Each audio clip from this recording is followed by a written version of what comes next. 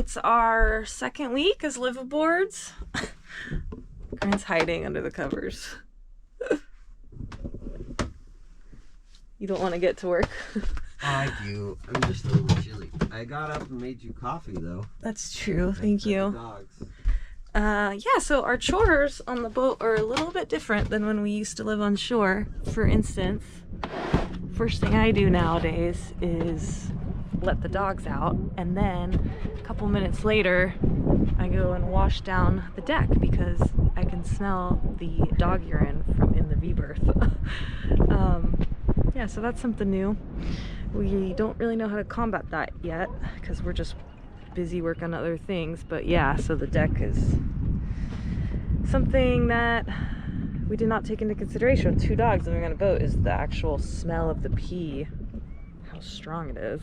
So that's something I've been doing every morning, and we'll have to come up with a better system so it doesn't smell up the whole boat. But yeah, the plan today is to take her to the dock and get working on some projects. You guys want to go to shore?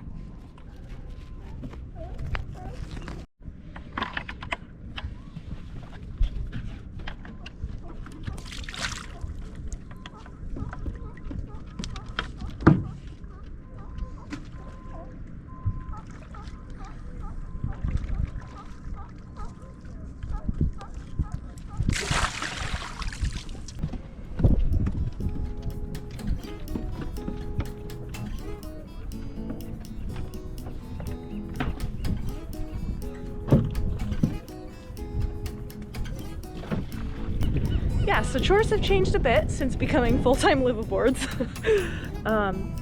Yeah, my feet get wet every morning, but it's still a great life.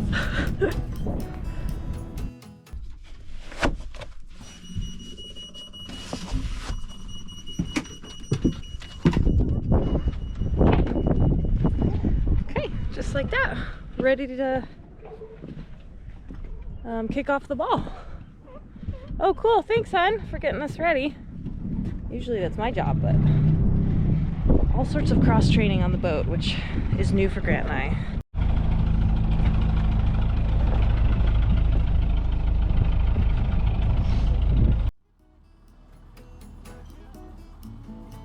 We've been full-time Liveaboards for 1 month now. So much has changed. Getting to take showers at the marina bathrooms has now become more of a date night than a chore.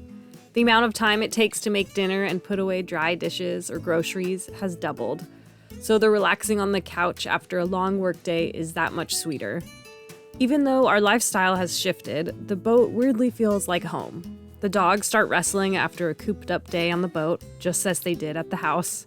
And we are still tired and playing Not It for who cooks dinner after a long 8 to 5 workday.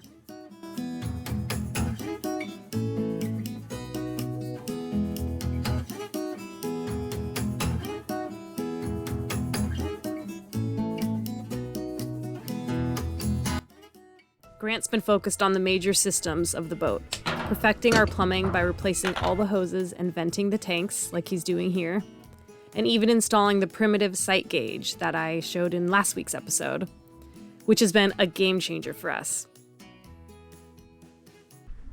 Ooh, okay. See the water level in the tank? Yeah? It's right there. Oh, cool. So what is full? I mean, it would be in line with the top of the tank. Oh, nice. Wow. So now we don't need to guess how much water is in the tank. Right. So I did the same thing over here. This tank's empty. And also a way to see how dirty our tanks are. Regardless, we're getting a lot of small and big projects done, little by little. Might need you to actually actuate the drip. That speed? Stop. Thanks. What a nifty thing, wow. Flexi. You just feed the roll, we're gonna go. That way, from right here? Nope. We're gonna go like this. We're gonna come through.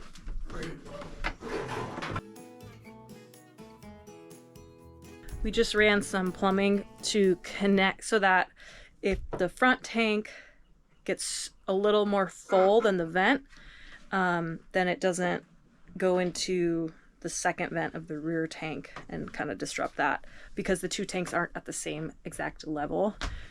So Grant will probably explain it better than me, but so we're going to vent the first tank. Is that what we're doing? We're venting the tank? Yeah, so the way that this was, since we have two separate tanks, it was vented. They attached the vent together basically right at the surface of the tank level. Okay.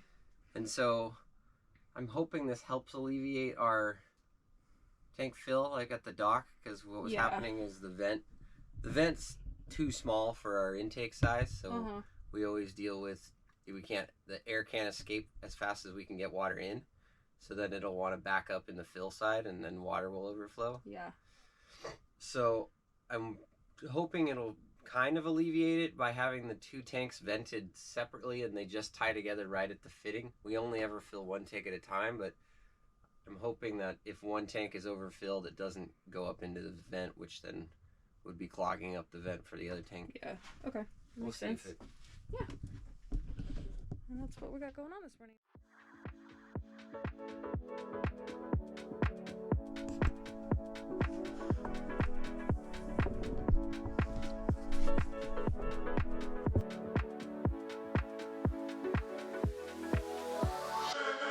I'm gonna make some breakfast for us.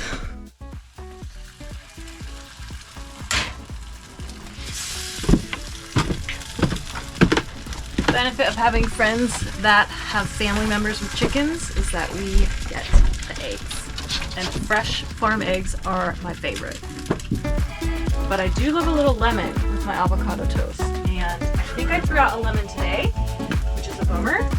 So now I'm gonna go dumpster diving. Oh, and see if I can find it. Oh, and I just left the dog here in my coffee too.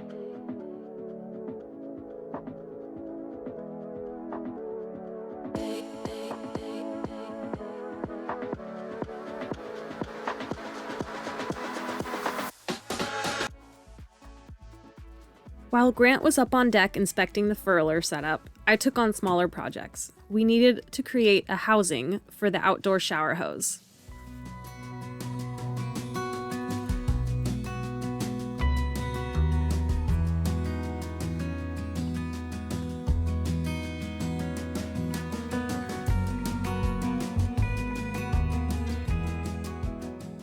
Do you like this opening? I don't know, does it kind of like cradle? I'm gonna cut it shorter, but I was gonna put it on the pantry. Because that's kind of where... Where on the pantry? Up high? I mean up high somewhere. On top of it or on top on the of side it. of it? I don't know if that's a waste of space. Well, I was planning on sticking the inverter right there. Yeah, it's a good spot. The only issue is that, like, the shower handle faces that way. Like, this thing comes out. Right, so it needs to... We can have it drape over the pantry. I think it has to stay on top of the pantry. Okay. And also while you're back here, this green hose needs to be fixed. And it needs a 90 in it. Okay. Where this is all kicked and see. So that section of hose needs to be cut out. With the 90. Do we have the 90 here? We did at some point. Okay. It's probably in the box of all the just goodies.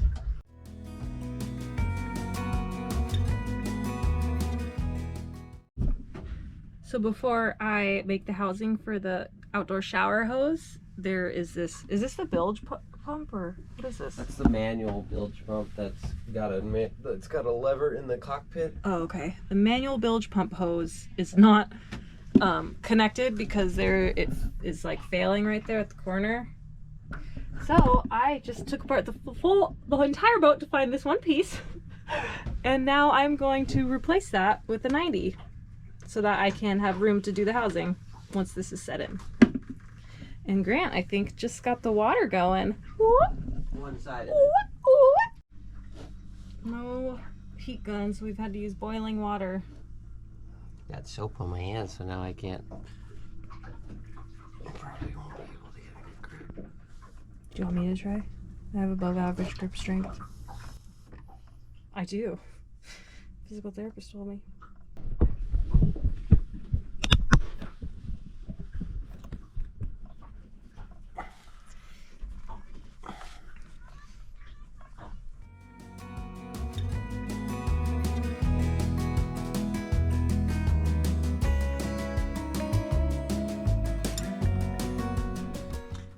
manual bilge pump hose. Has a 90 on it. This is all kind of temporary how it's tucked in there. So that's done and that's connected. And then the final product for the housing for the showers complete. My final housing is what I'm calling it for the outdoor shower, so that if it ever is wet, it kind of stays in there, doesn't tie up with any other wiring, because you can see there's going to be a lot of stuff in here. Yeah, a couple little projects knocked off the list. It's been one of those days where I was just trying to figure stuff out on the boat. Decided that our manual windlass that Reed with Odyssey alternate picked up for us down at Minnie's isn't going to work since we're a cutter rig. We've got the inner headstay, which gets in the way of the cranking of the windlass that we got. I mean, it's a secondhand windlass, so we're going to just have to sell it. I decided to just get a new manual windlass, which you'll eventually see. I would have went with electric, but it's more money, more things to break. Still the same maintenance on the mechanics of the manual windlass. So maybe we made the wrong choice, maybe we made the right choice, but we're still young, so we'll just crank it up by hand. Hi. What's she doing? Are you actually taking footage? Yeah. Wow. I think my contacts. That changes some things. With the different windlass, it probably won't raise the staysail boom, which I was going to try to do to get the windlass behind the inner stay. So that's one less project. Don't have to move the boom up. It's another project. Don't have to shorten the boom at all. So for trying to leave, it makes it easier. You know, some people would say go remove the boom on your staysail, which I read lots of pros and cons. Pro is really cool as you get all your foredeck back. Con is it's not as easy for self-tacking. It's harder to get good sail shape. I think what I'll do is I'll continue working on the refrigerator freezer ice box. I was gonna solder it. I found it's really hard to solder light gauge copper, so I'm gonna just do compression fittings, and if they leak, then at least I'll be able to get to them since they're getting riveted down in there. We'll see what I can do. I hope I got it that time.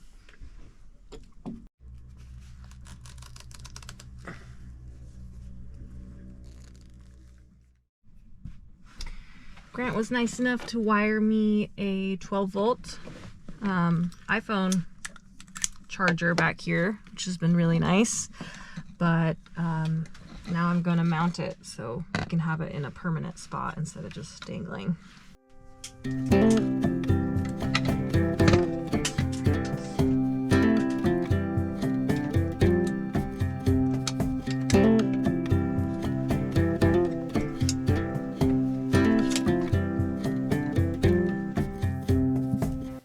Grant and I are used to working together. We've been projecting on things, school bus, home, camper, a van, our entire relationship. But those projects have taught me one thing. If we fix this boat up to be our dream forever boat, we just won't end up cruising in the time frame we hope. So we are constantly telling ourselves we want this boat to be reliable, functional, and get us cruising. Fixing up things to this degree doesn't always match a level that we are proud of, but we are trying our best. Thank God for scrap wood. Our friends Alex and Adel made a fence out of Brazilian teak, and we got to take some of the scrap. And it is very hard hardwood, so that took a while, but did it.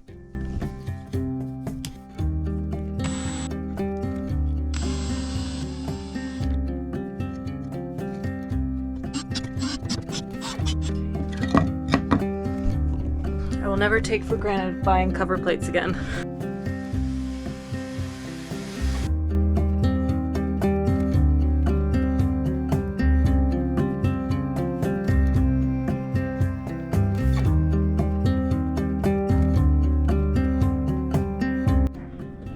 Oh, we're busy with a work day on the boat.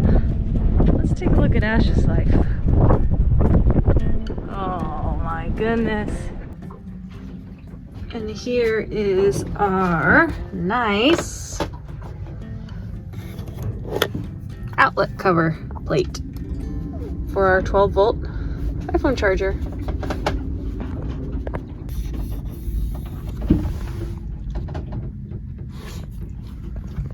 We just made it to Sausalito. Oh my god, I fell asleep in the car, I think. Up next, we take a drive to South Beach Riggers to pick up a new to us furler and stay and get to installing it. If you like, hit the subscribe and see you next week. They had a hard morning running the beach.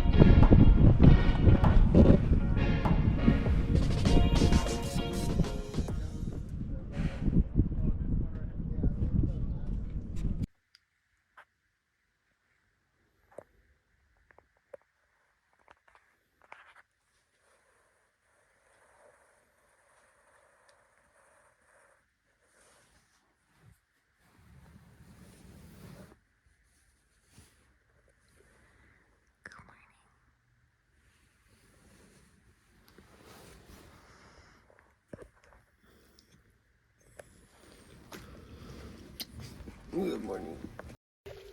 Ash just went and rolled in a dead bird, I'm pretty sure. Ash? Hey, sit. Can't even get her to sit. Oh my god, this dead bird feathers all over her face.